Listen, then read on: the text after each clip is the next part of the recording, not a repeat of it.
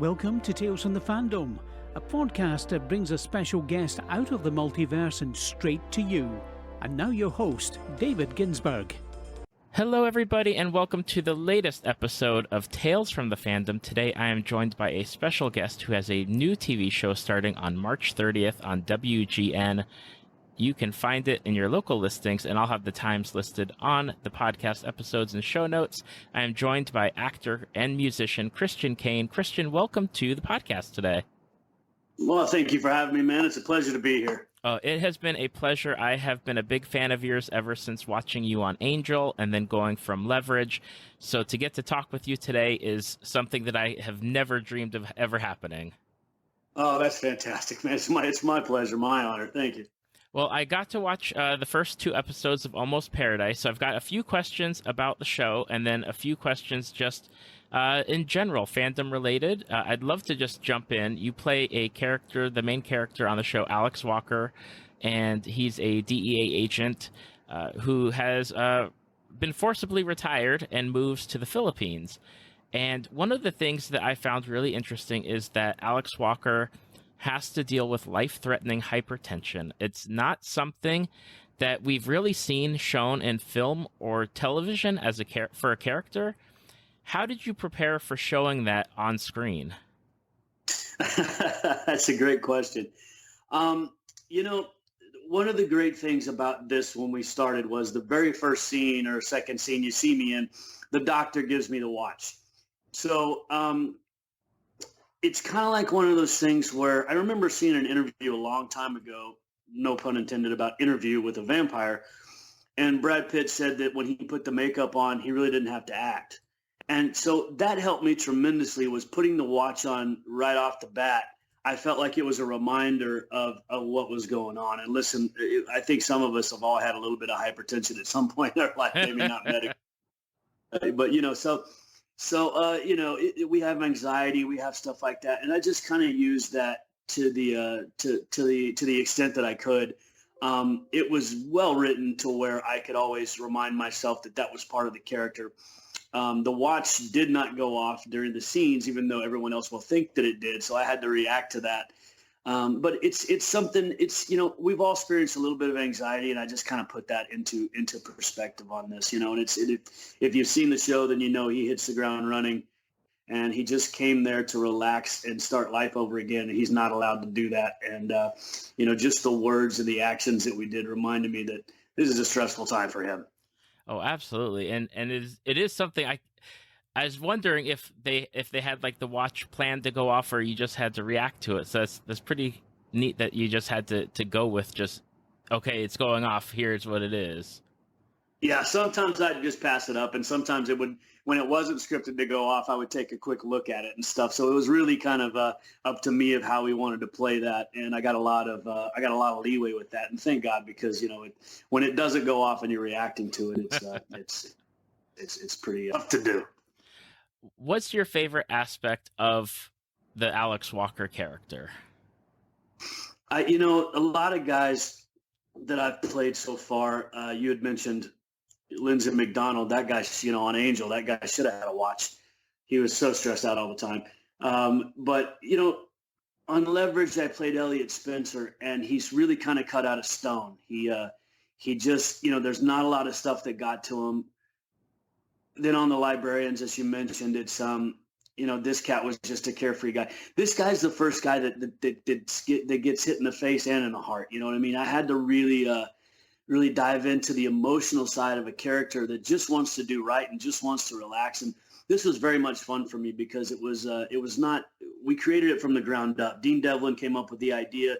We worked really hard on the character, and just to be able to show emotions for a change all the time was so much fun for me. And as an actor, it really let me dive a little bit deeper into a character that I'd never played before. And I think that was the fun of it, is actually getting to show emotion, as to where on some of the other characters that you mentioned earlier, I didn't get to do that. And so it's really fun to finally have a heart, I should say.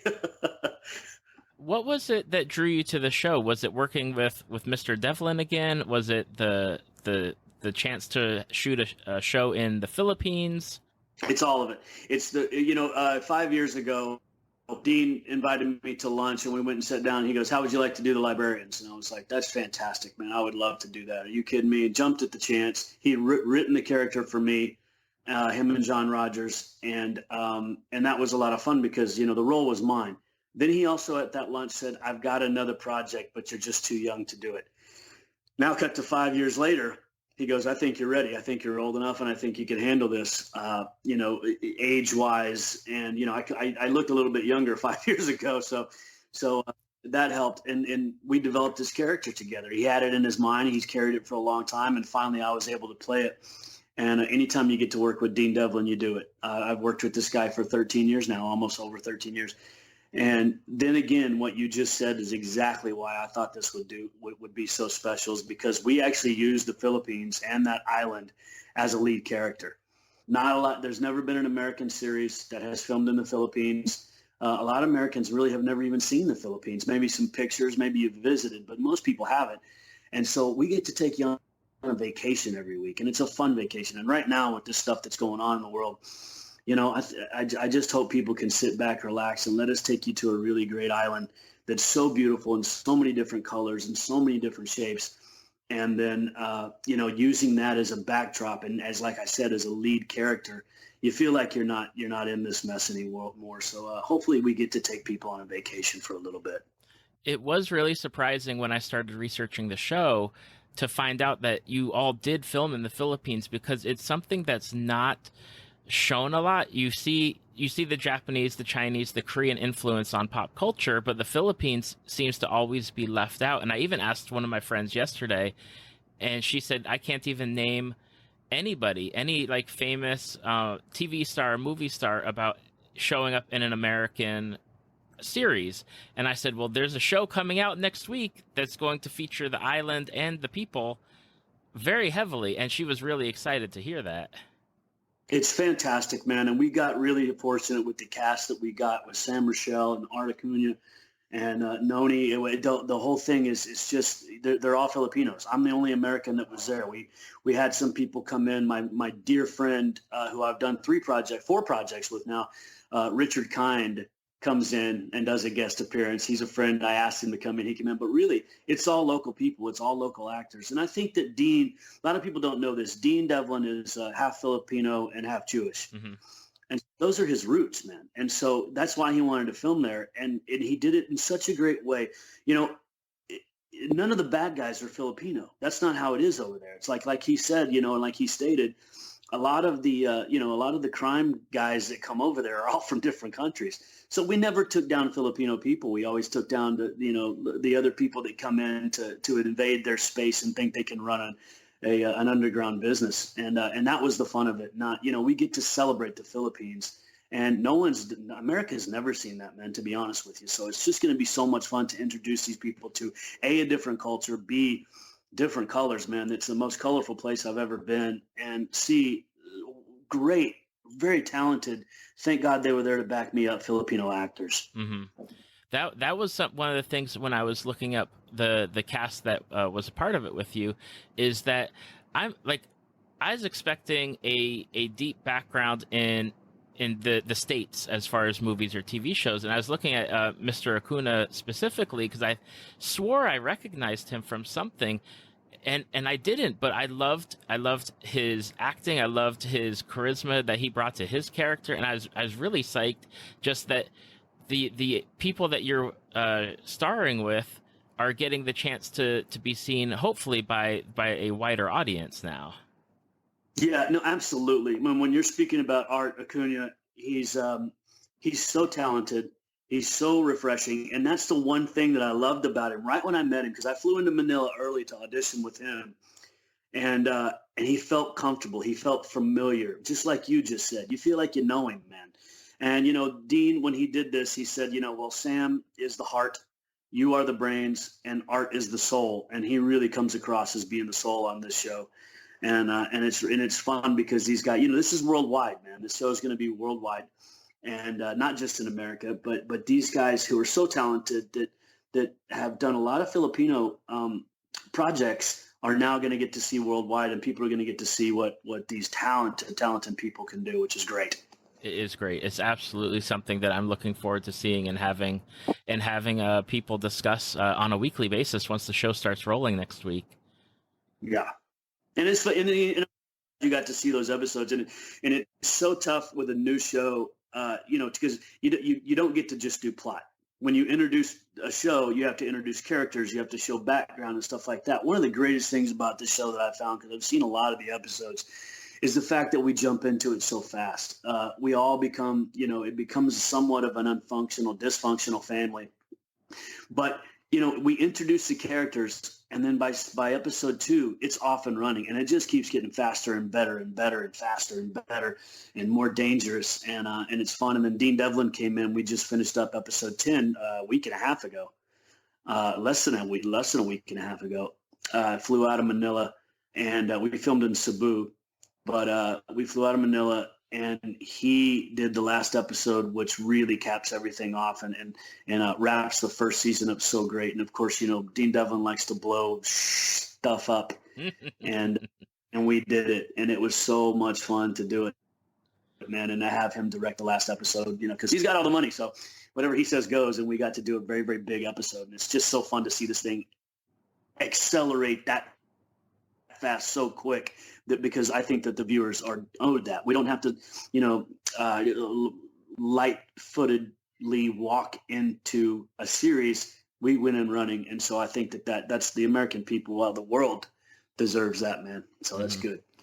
Now, it's going to be a 10-episode run initially. Is there plans or talks for more? Is it something that's just wait and see what the ratings bring in? Is it something where you just have to be patient and hope for the best? Listen, I don't want to get cocky, but we're already talking about season 2 and all that stuff. I mean, we're very proud of this. Dean came up with this idea 10 years ago and has lived with it and sat with it. And finally it was the right time. And finally we got to go to the Philippines. And finally, I think he believed that he had the actor that he wanted to play this role.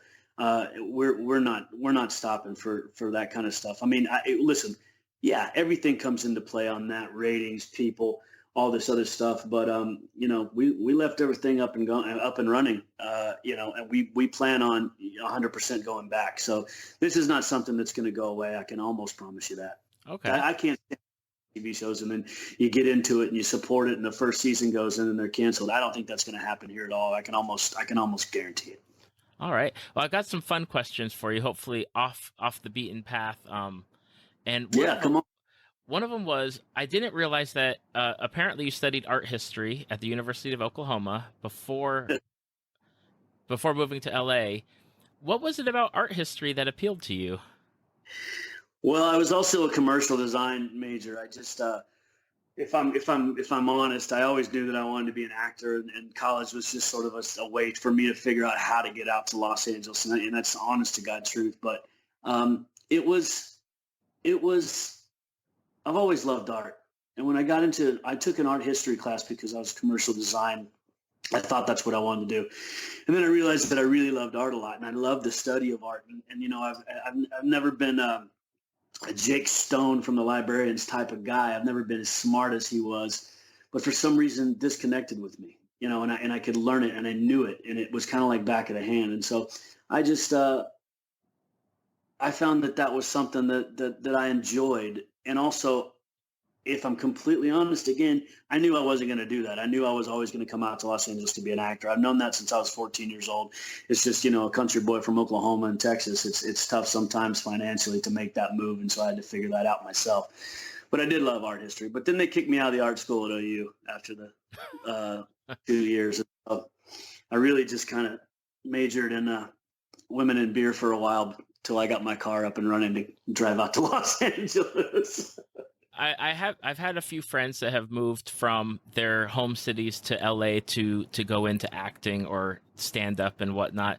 What was your time period from moving out there to getting your first role? Man, it's a Cinderella story. I should start this by saying that I have 2 quotes that I live by. One of them is 90% of life is showing up. It's Woody Allen. And then my second quote, which I think is actually probably the first, is you learn to fight by fighting, which is Bruce Lee.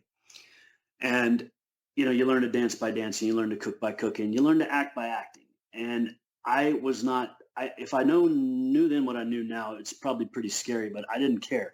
I wanted to be an actor, and that was it. And so I came out, and instead of working in the restaurant business, like a lot of people do, I got a pretty crappy job as a office PA for a television series when I showed up at 5:30 in the morning and didn't get out of there until 10:30. I was the first guy in, last guy out, but I learned everything about the business. And then later on, I walked into a management company and I said, I'll make runs for you guys if you send me on auditions. And they laughed at me. And a month later, I was a lead on a TV show. So and that show was called Fame LA. I won the lottery, and that's the one thing about being an actor is that sometime they will call your name, but you've got to be ready. And I won the lottery twice, maybe even 3 times. It's a very tough business. And, there was a lot of praying. There was a lot of hard work, and I showed up. I showed up every single time. So, when you come out here to be an actor, if that's what you want to do, make sure that there's nothing else in the world that you want to do or can do. This was the only thing that I really wanted to do, and I would have spent my life trying to do it. But when they call your name, you got to be ready. Absolutely.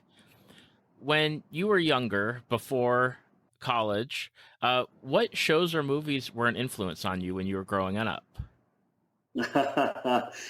I never missed an episode of the A-Team. As a matter of fact, if you watched Leverage and you were a Leverage fan, I pretty much based that character on Mr. T and off of Kurt Russell and Big Trouble in Little China. But the A-Team was one of my favorite shows of all time. I think it was on Tuesday night, if I remember correctly, and then that was it for me, man. That was something new that I don't think anybody had ever seen before, and that kind of influenced me a lot.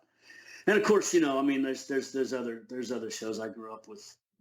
I think the A-Team would be the answer to your question. Okay. Yeah.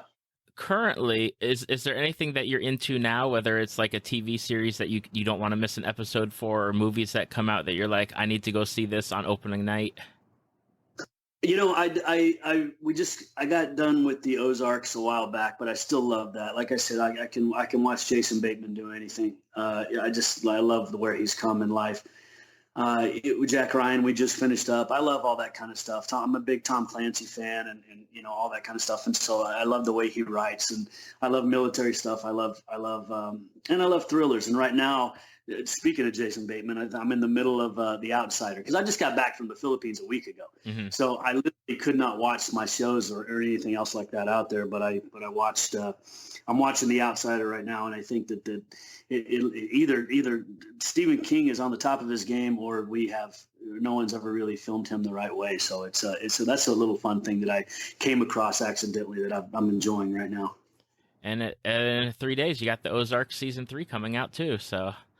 Exactly. So I came just in time, man. Yeah. No, no, I don't know if you, but I just, right before I went to the Philippines, they had asked me to be on Supernatural a couple of times, and I for different reasons said no. And Jensen Ackles, who's one of my dearest friends, called and said, "Hey man, it's the last season of Supernatural." And I said, he goes, "Can you come in?" I was like, "All right." And I said, "Do I get beat up?" And he was like, "No, it's just a good fight between me and you." And I was like, "Okay." He goes, "But I do kill you." And I'm like, "All right, man, it's fun. Okay, I'll do it, man." And so I went and did Supernatural, and I've always been a fan of that show. So many of my friends have been on that show, and me and Jensen grew up in Los Angeles sort of together. So that was fun to go do, another sci-fi genre type show that I've always grown up with, whether it be Angel, the Librarians, or anything else. So that was fun to go back into what I know best. So that was fun, and I like Supernatural.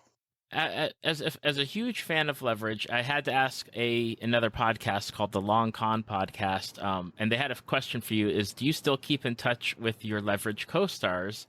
And if the Almost Paradise continues, would you like to see them make guest appearances in the future? Oh, I would absolutely love that, man. I would love for them to come in. Fortunately, they're all working right now. We all got together about a year ago for dinner, and it's like we never left. We all happened to be in town at the same time, so we went out and had dinner, and it was just the same. I talked to Aldous quite a bit. I talked to Beth all the time. We're all still really good friends, and And, I would love for them to come out to be on Almost Paradise. I mean, listen, man, where we film, you don't have to twist people's arms, man. It's a beautiful, beautiful place. I know the world's turned upside down right now, but once we get right side up, I'm almost positive that they'll come out and play. They also had another question is, would you return for a Leverage reunion episode or movie if it was something that came up? I would. I would be there 100%. If they call my name, I'd be there. I would absolutely love that. It'd be fun to get everybody back together. When I was reading about your work on Leverage, it had said that you did some of the choreography and did all your stunts for the fighting. Did you get that opportunity also in Almost Paradise? I did. I was a fight choreographer on Leverage. Just my fights. Kevin Jackson. There's a couple of people that were involved. Some of the best in the world, man. Charlie Brewer. Kevin Jackson was there with me the longest. He let me choreograph all my fights. He did all the other fights, but he let me choreograph my fights. And I did do all my own stunts. And I did 96% of them on Almost Paradise. And of course, when I'm fighting, no one fights for me. That's kind of an unwritten deal that Dean Devlin has allowed me to do. So when you see me fighting, it's always me. No one on Leverage, the Librarians, or Almost Paradise has ever thrown a punch or a kick or a fight, not even in a fight. So it's always me when I'm fighting. I love it. I'm a big Steve McQueen fan. I kind of grew up with that guy in my heart. And it's just something fun. And it's just, Tom Cruise. I've always been a fan of Tom Cruise and what he does when he does his movies and stuff. And so I love it. You don't have to pull the camera away. I mean, I would, if you ever see me in a fight, I'd challenge you to slow it down and see if it's really me, because you're always going to lose. With the wealth of experience that you've had amongst your TV shows and movies, is there a talent that you've picked up that something unexpected, like doing a show and all of a sudden now you're cooking, or now you're getting into like crocheting or knitting, something of that nature? Is there something that you've picked up that just is out of the blue strange where you're like, oh, I like doing it now? Fortunately for me, like the stuff you see with me cooking, I already had. I mean, I came into that early and stuff like that. I'm trying to think about that. I'll tell you something that's out there, kind of, is that I didn't know that I was going to enjoy comedy so much. When we first did Leverage, the pilot and all that kind of stuff, and especially with Almost Paradise, I was just the guy who was supposed to hit people and say one-liner Stallone lines. And all of a sudden in the pilot, we did this scene where I played an IT guy, and I said, you know what, I'm going to channel Kurt Russell for this because I like what he does comedy-wise. And I did the scene, and Dean was directing the pilot in Chicago, and I came up, and he goes, man, you just reminded me of Kurt Russell, because he had done Stargate with him. And I said, that's who I was channeling. And he was like, wow. Well, all of a sudden, me and Dean found out that I could do comedy. and of course, Leverage was littered with it. And the Librarians, with Noah, who taught me it's okay to make fun of yourself and taught me a lot about the comedy world. I carried all that stuff that I've learned over into Almost Paradise. And there's laugh out loud funny times in Almost Paradise that that was scripted, that was not scripted, that was an accident, that was on purpose. And that's why it's just such a fun show, because I mean, it's really like all these different flavors. You laugh, you cry, and that's what's so fun for me to listen to from people like you who have seen it. There's only a couple people who have seen it so far, but if I do interviews, or if I talk to someone in Dean's office or Electric Entertainment, and they're just like, we're crying. There's an episode with me and Richard Kind, and Dean said he walked by the room, the editing room, and everyone in there was just cracking up. And then when they finally opened the door and came out, they had tears in their eyes. And that's Richard Kind, man, known for his comedy, known for me and him, our banter back and forth. He's a dear friend. And to me, if you can get all those emotions wrapped up in an episode, especially all 10 of them, then we're doing something right. And that's why I'm so proud of this show. Looking back on your time in entertainment, is there someone that's been the person that you turn to for guidance, for mentorship as you progress through your career?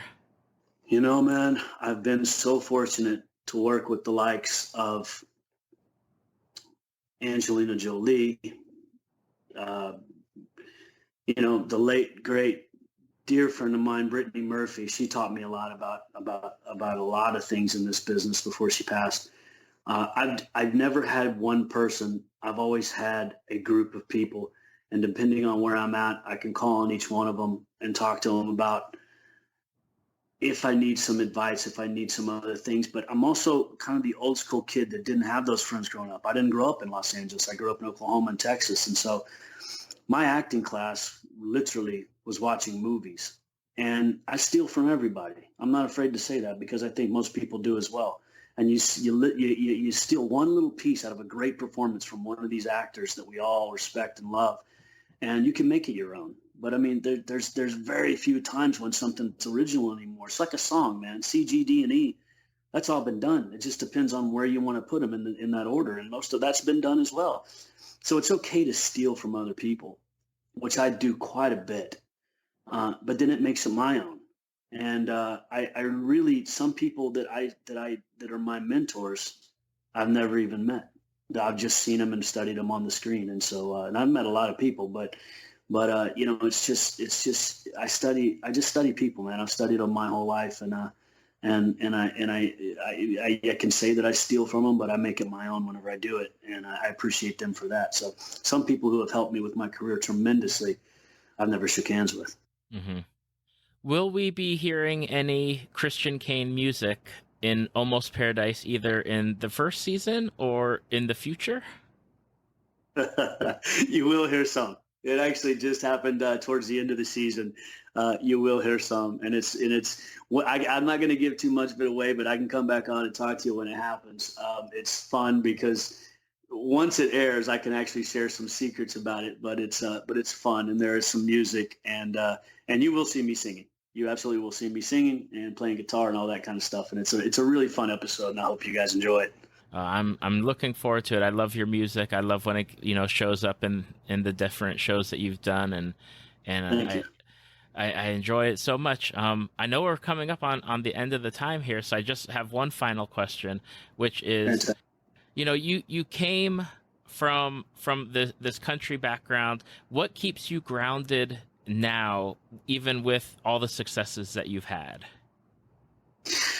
Well, there's a lot of parts to that, moving parts. I mean, one of them is that I could be back. This business is very fickle. You're not always guaranteed a job. It doesn't matter how hard you work. So I always know that I could be back down on the bottom again, just like that.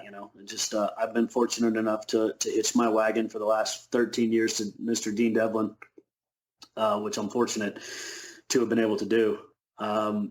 And he's provided me with such a great life. I've also got a good mama and daddy. I got some good upbringing, man. So, you're just fortunate. I've also seen friends come out here and that will remain nameless who have made huge names for themselves and been big time stars and haven't worked for 10 years and gone home. You know what I mean? I know that it's a gift, and I know that it's been handed to me. And I know that if I just continue to work as hard as I can, then hopefully, I will continue to work.